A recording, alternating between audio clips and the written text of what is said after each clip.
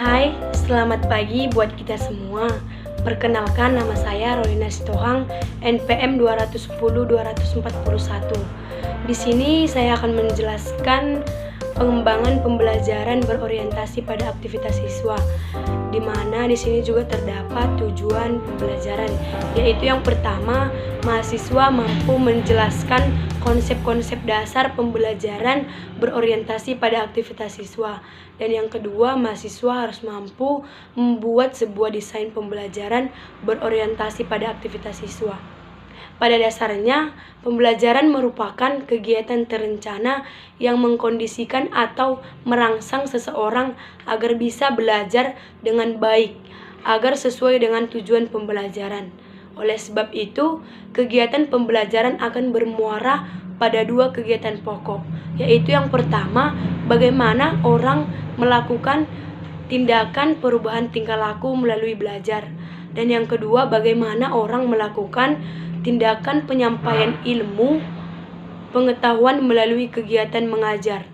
Dengan demikian, makna pembelajaran merupakan kondisi eksternal kegiatan belajar yang antara lain dilakukan oleh guru dalam mengkondisikan seseorang untuk belajar. Untuk mendukung terwujudnya proses pembelajaran yang dapat mendorong pengembangan potensi siswa secara komprehensif atau menyeluruh, maka guru harus memiliki wawasan dan kerangka pikir yang holistik tentang pembelajaran. Karena itu, pembelajaran harus mampu mendorong tumbuhnya keaktifan dan kreativitas optimal dari setiap siswa. Pendekatan pembelajaran berorientasi aktivitas pada siswa adalah pendekatan pembelajaran yang menempatkan siswa sebagai subjek belajar dan kegiatan belajar bersifat modern. Dalam hal ini, peserta didik didorong untuk aktif dan lebih aktif meningkatkan pemahaman atas konsep maupun teori melalui berbagai aktivitas pengalaman baik di dalam maupun di luar lingkungan sekolah.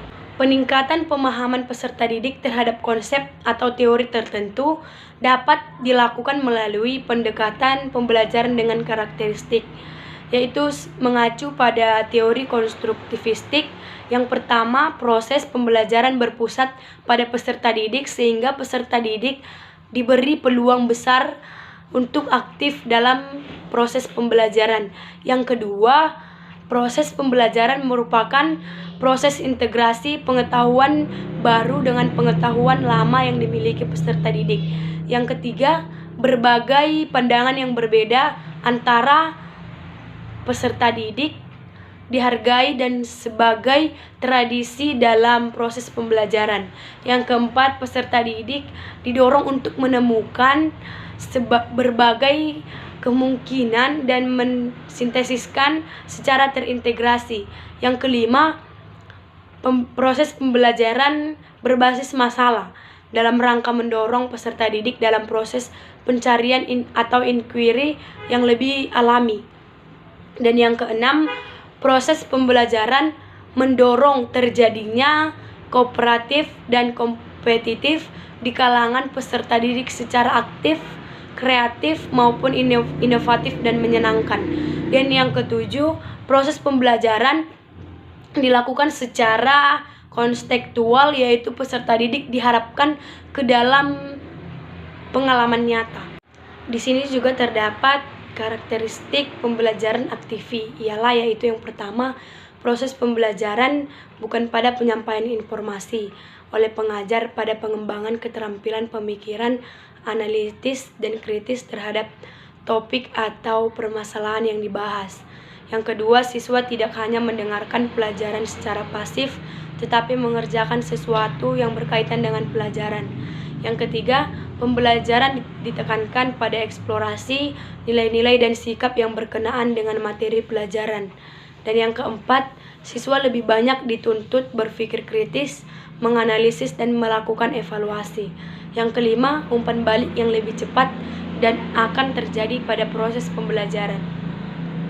Aktivitas yang diberikan kepada peserta didik dalam proses pembelajaran harus sesuai dengan tujuan pembelajaran, yaitu untuk mengembangkan seluruh potensi yang ada di dalam diri peserta didik, baik itu potensi intelektual atau kognitif maupun potensi sikap atau afektif dan keterampilan atau psikomotorik. Aktivitas dibagi menjadi dua, yaitu yang pertama aktivitas fisik dan aktivitas psikis, yaitu di mana aktivitas fisik adalah kegiatan yang dilakukan oleh anggota badan, sedangkan aktivitas psikis adalah kegiatan daya jiwa. Di sini juga terdapat macam-macam kegiatan peserta didik yang meliputi aktivitas jasmani dan aktivitas jiwa, yaitu yang pertama visual activities, yaitu di dalam visual activities ada membaca, memperhatikan gambar, demonstrasi, percobaan, pekerjaan orang lain, dan sebagainya. Yang kedua, oral activities. Di dalam oral activities terdapat merumuskan, bertanya, memberi saran, mengeluarkan pendapat, mengadakan interview, diskusi, musik, pidato, dan sebagainya. Yang ketiga, listening activities, yaitu mendengarkan uraian, percakapan, diskusi, musik, pidato, dan sebagainya.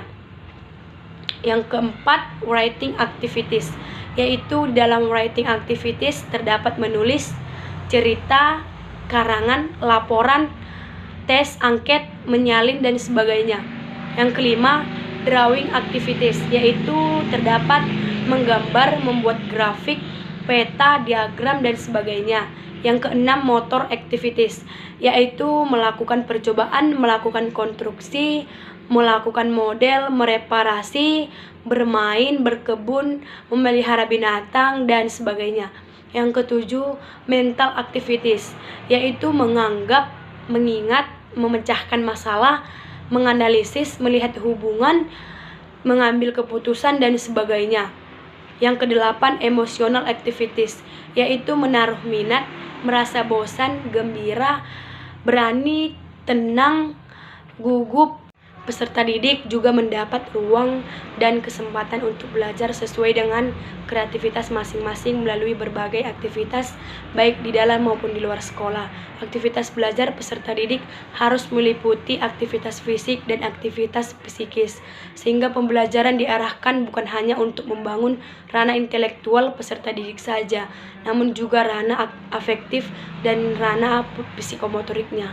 Sekian penjelasan dari pengembangan pembelajaran berorientasi pada aktivitas siswa. Saya ucapkan terima kasih.